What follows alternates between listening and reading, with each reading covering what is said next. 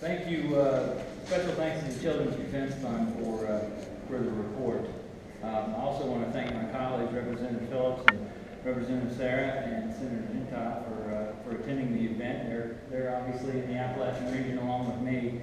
And while the report is tough to read, I'm not sure that, I think we all knew what was going on. We all verified because we drive through it and we live in it every day. It's something we've worked on as a team for a long time, and I just want to touch on a few things that I think we've made some progress on in these areas. And while recognizing we've made some progress, clearly we have a long way to go. We mentioned dental access. This has been something we've talked about for the last few years in a lot of different conversations. Happy to say that some recent changes with the ODA, they've targeted some tuition reimbursement to the Appalachian region to help bring some of our students back in the dental services area to hopefully help serve that population. And Ohio State University, I think, let in more accepted more children from the Appalachian region this year than they ever have.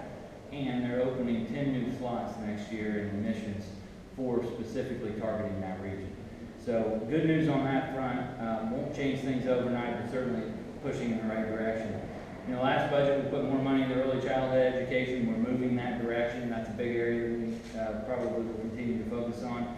Obviously, the opiate fight and everything that we've done there, we're trying to fight that with everything we've got in this terrible epidemic with the idea of, we need to get families healthier. I think myself and my colleagues could speak to the number of grandparents raising grandkids because of this epidemic is striking. And God bless them for what they do, but at the end of the day, we've got to do prevention work, to do treatment work, to make healthier families, which is going to make stronger communities. It's going to make a better Ohio. The infant mortality front, I know we've had a task force recently led by Senator Jones and Senator Morris and Representative Coonsey and Representative Sykes, along with many others that have really focused on this, particularly the smoking aspect from pregnant mothers.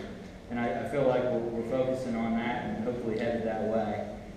From an education standpoint, I've always said education is the pathway out of poverty.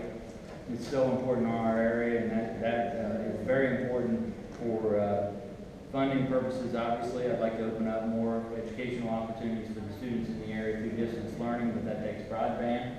Much, again, what we're working on. The broadband access with Connect America funding, at least we're identifying the areas that are underserved or not served and trying to reach out to that area, so happy with that. Our education, the third grade reading guarantee, I think was a really important policy for this state, and frankly, our area scored fairly well there. I mean, it shows that we clearly have the talent in our area, and we need to keep pushing that direction. The one that probably hits closest home to me is food insecurity. And food insecurity is something, in my county, my mother started a snack pack program, which of course gives backpacks on the third Friday of the month when the most vulnerable have a tough time for that final week.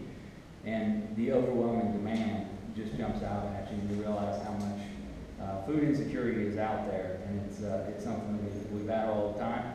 When I was on the school board of Gallipolis City, out of all the policy changes and everything we did, the most impactful thing I saw happen was our cafeteria director actually started a breakfast program. And for these kids that are coming to school hungry, that are trying to make it to lunch, now they're having breakfast and lunch, and it made a big difference in their lives. So saw that firsthand.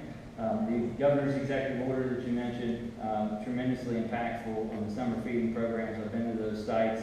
That gets a little challenging because you have sites and you have transportation issues in rural areas and trying to get people there.